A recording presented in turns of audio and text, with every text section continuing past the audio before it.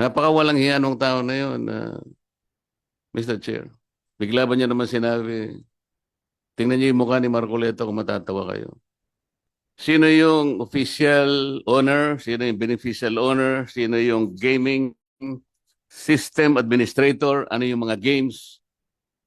Katulad po ng halimbawa, itong AB Leisure Exponent Inc. Yung mga games niya po, ito yung DG Plus, Arena Plus, Bingo Plus.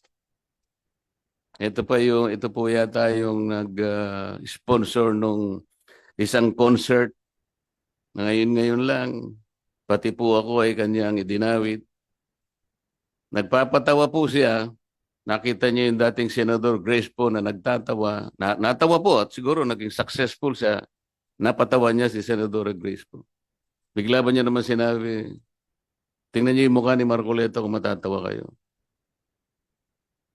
Napakawalang hiya nung tao na yun, Mr. Chair. Ayaw ko na pong patuksin siya. Ang nag-sponsor po yung DG Plus.